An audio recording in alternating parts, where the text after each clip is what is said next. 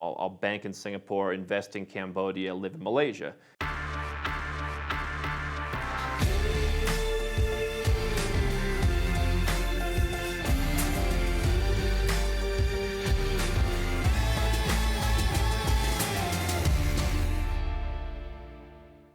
Next question is from John. How do you deal with debit cards when living abroad?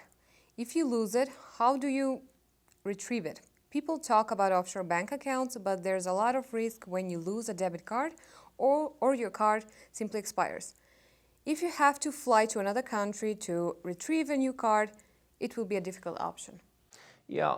Well, number one, I have a lot of different bank accounts because I like diversification, because I geek out on this stuff. And if you have a certain amount of money, you might not want to put all your money in one bank. We recently had someone who came to us. He's got over $1 million in one bank in Southeast Asia. And I was a little surprised by that. I said, let's get some diversification going on, not because the bank is terrible, but it just seems like you're a bit overweight in that area. Number one, not every bank account requires a debit card. I have bank accounts where I just don't need a debit card because, for example, I have a home there and I just pay bills locally. And, I can move money around within the country, and that's all I need. Like in Malaysia, I have a term deposit that facilitates a residence program. And so I can't touch that money. What do I need a debit card for? So I've got money that's sitting there, but I can't access it. So I think what I would try and do is put together different banks where you can easily move money between them and have a smaller number of banks, maybe even as few as 2, where you had actual debit cards and that's where the money got spent from. I do have a lot of debit cards for my banks. I just don't use most of them. I think having the option is good. The point about cards expiring is interesting. My solution for that would be, number one, I would have banks in place where I'm nearby. So I talked about my global citizen sandwich where I'll bank in Singapore, invest in Cambodia, live in Malaysia.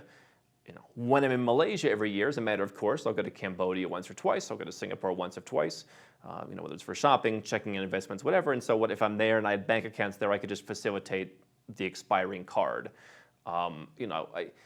This is why I think a lot of these far-flung offshore banks that have been promoted in years past are no longer that interesting, because when are you just going to be swinging into St. Kitts and Nevis? Probably not that likely unless you're living in the Caribbean. So what I would try and do is remove the kind of traditional offshore banking and bank in places that are nearby other places where you're going to be. Again, if I'm in Colombia for part of the year, maybe I'm banking in Panama.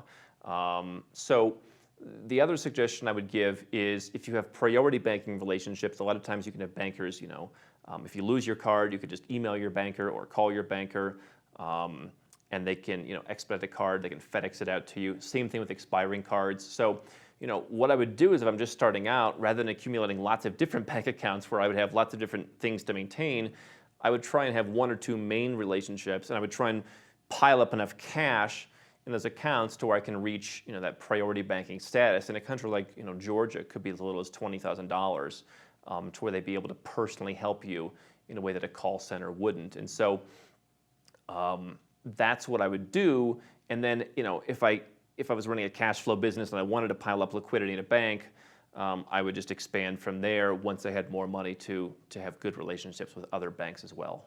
Hi, I'm Andrew Henderson from Nomad Capitalist. I wrote this book, which you can find on Amazon, to distill a lot of the stuff we talk about in these videos and a lot of the stuff I've learned over the last decade plus traveling all around the world, teaching you about how to legally reduce your taxes, build your personal freedom, and create wealth faster. Definitely get a copy of this book if you want to learn more. Now, if you want to watch more videos, make sure you subscribe to our channel and make sure you click the notifications bell so you never miss one of our new videos with more tips on how to go where you're treated best.